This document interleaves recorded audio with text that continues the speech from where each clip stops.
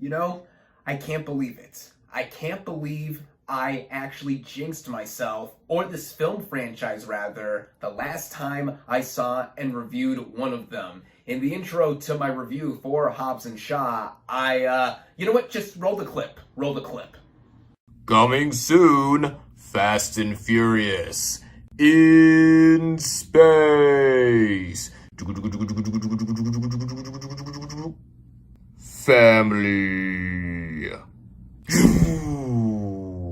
What is up, everybody? Random Man here. I hope everyone out there is continuing to stay safe and be well during this unpredictable time, as I am here bringing you my review for F9. Now, the plot of this action film basically follows Dominic Toretto, played by Vin Diesel, and his team coming together to stop a world-shattering plot headed by Toretto's brother Jacob, played by John Cena. Going into this movie, I was quite looking forward to it, actually, as I am a fan of this film franchise. In fact, in the 2 weeks leading up to F9's release, I marathoned all 8 of the previous main installments, partially because some of these I had not seen in their entirety since I first saw them in theaters years ago, specifically 6, 7, and 8. I didn't rewatch Hobbs and Shaw as my memory is still pretty fresh on that movie from a couple years ago, but for the rest of the series, I went through all of them. For those wondering which of the movies is my favorite in this franchise, well, I have to preface this by saying that at least for most fans of the Fast and Furious movies, they fall in one of two camps, in that they either really like the series because of the first few main installments that focused on the illegal street racing aspect, or they're in the other camp,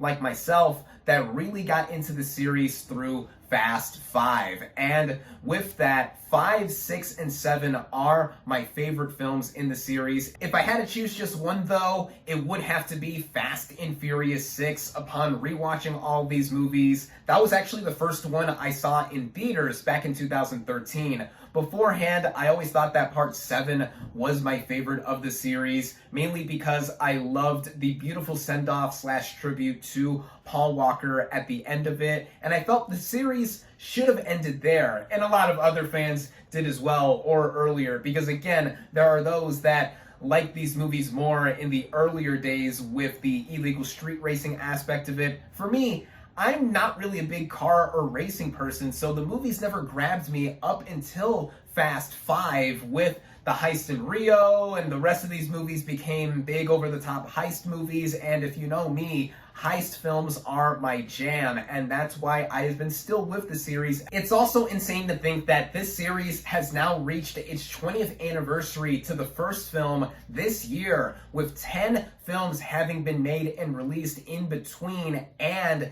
they have been mostly going strong to justify more of these films being made. And with this latest installment, I was also excited to see it because it sees the return of director Justin Lin behind the camera. He first started in the series with the third film, Tokyo Drift, which is personally my least favorite of the series. So at first I was like, I don't know. But he ended up directing my 2 favorites of the series, 5 and 6. So there's that. He directed my least favorite and my 2 favorite ones. Where does F9 fall in between? Well, starting out with the cast and their performances, we have Vin Diesel as Dominic Toretto.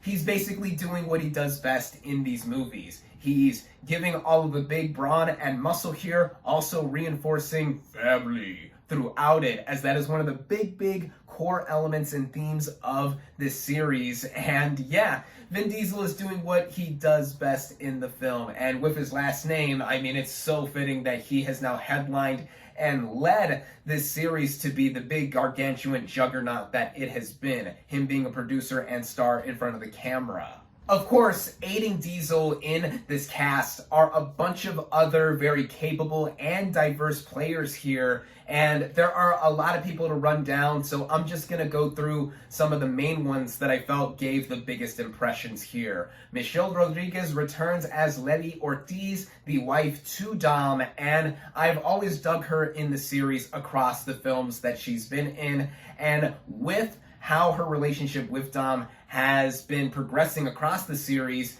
it's not just Diesel being at the forefront of all these movies behind and in front of the camera creatively, it's also the relationship between him and Letty that is the main core of these films, the main heart, if you would, the main engine, if you want me to use a car pun here, that keeps these films going. Tyrese Gibson and Ludacris also return as Roman and Tej, respectively. These two were introduced in Too Fast, Too Furious, and I always loved their budding camaraderie with each other. Also, how they roast each other with so many jokes across these movies. They are some of the comedic core of this franchise. The biggest new addition to this film is John Cena as Jacob Toretto, the long-lost, never-before-mentioned brother to Dominic and Mia Toretto, with Mia also returning in this film as played by Jordana Brewster. I always love seeing her in these films, and after sitting out the previous one, it's great to see her back in the franchise as well. But with Cena as Jacob,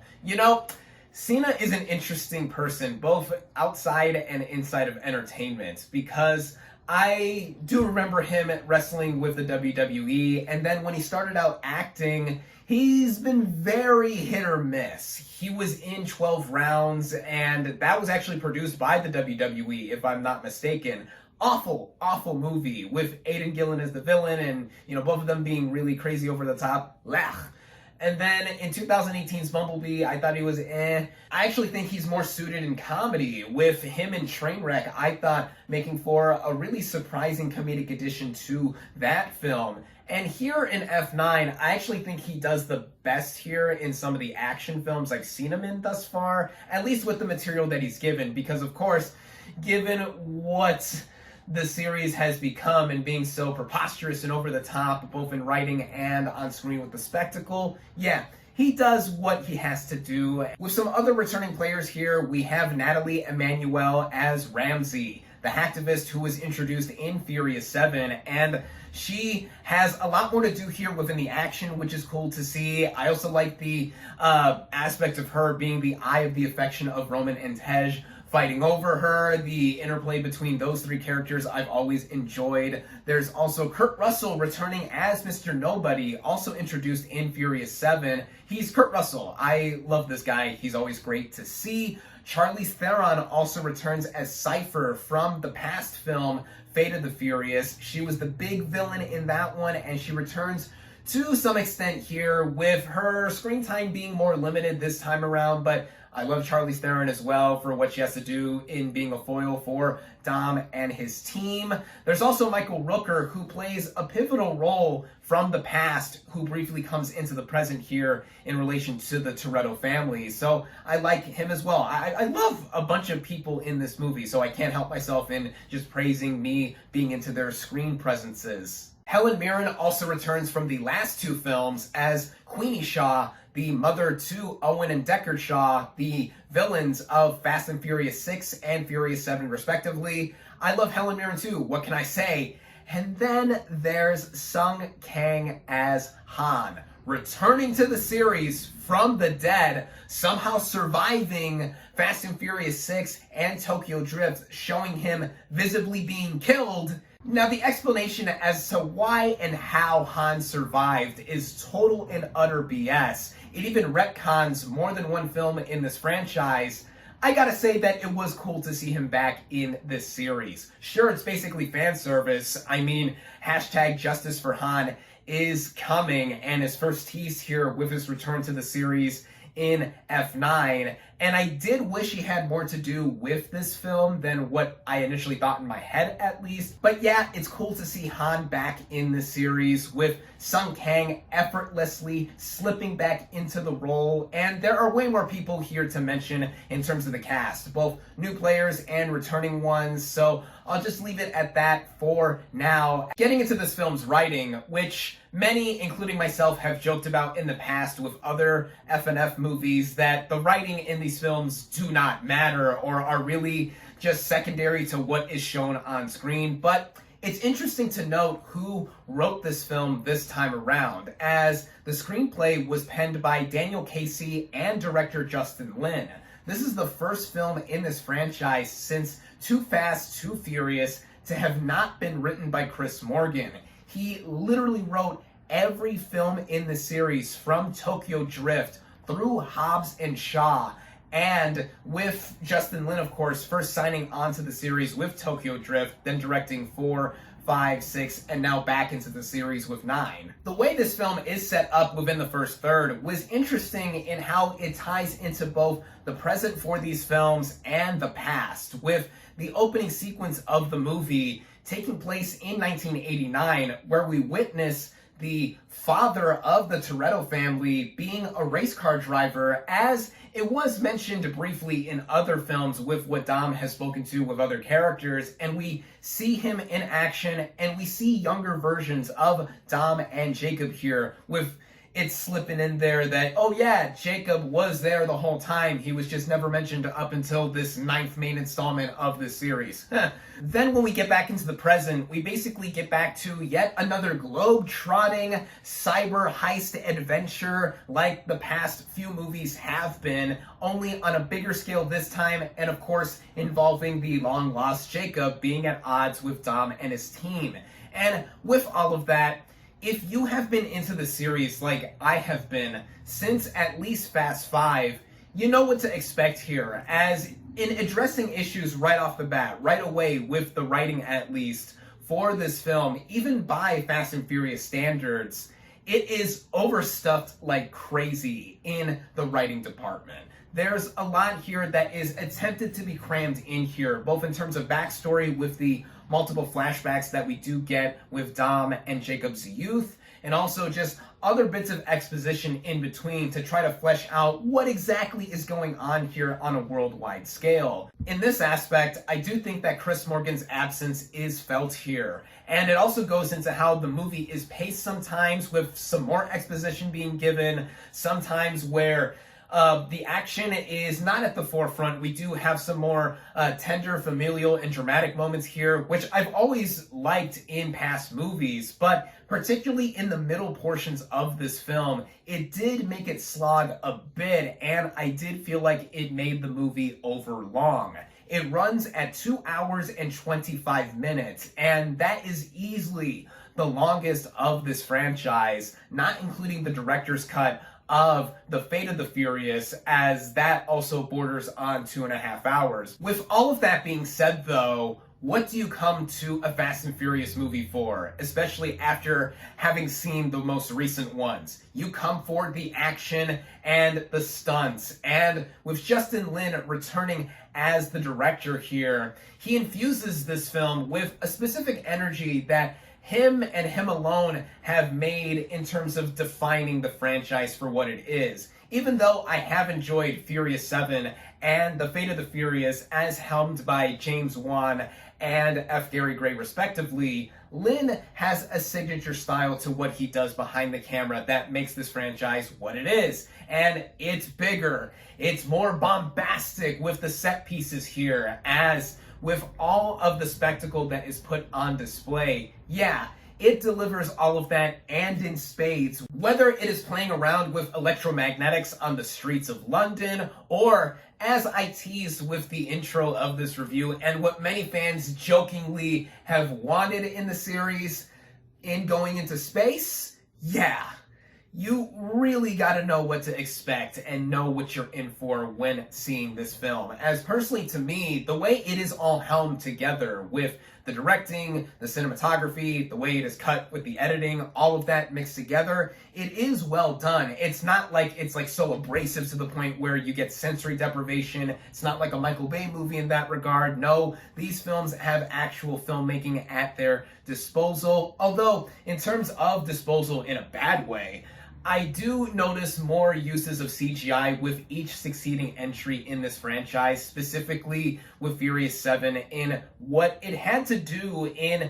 finishing up the legacy of Paul Walker there. But with every movie after that, I have noticed more and more CGI being used. There's still a lot of practicality with these movies, don't get me wrong. That is also partially why I am so into the action here, because some of it is done for real. Obviously, it's all unrealistic and astronomically over the top, as, yeah, one would expect in the franchise finally going into space.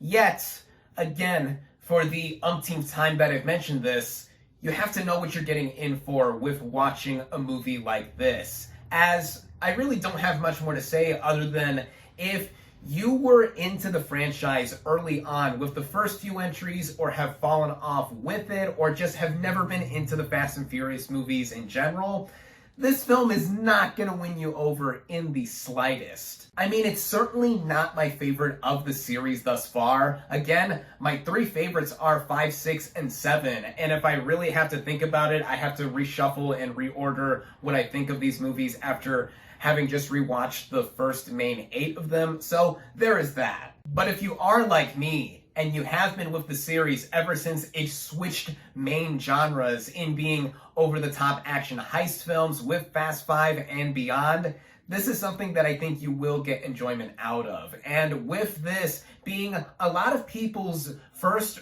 return to the movies in over a year or so, judging from early box office numbers, this is something that a lot of people have waited for and have saved up to go and see. I mean, for me personally, yeah, I saw this in theaters where it is only available for now, and it is meant to be seen and heard on the big screen, big and loud, and that is why we go to the movies, as Vin Diesel has said with some promotional material for this film. With all of that being said and more, I recommend F9. Psst, by the way, stay for the mid-credit scene. There is one, and yeah, fans are going to be excited to see what can come up from it. My final verdict for F9 is 3.5 out of 5 stars.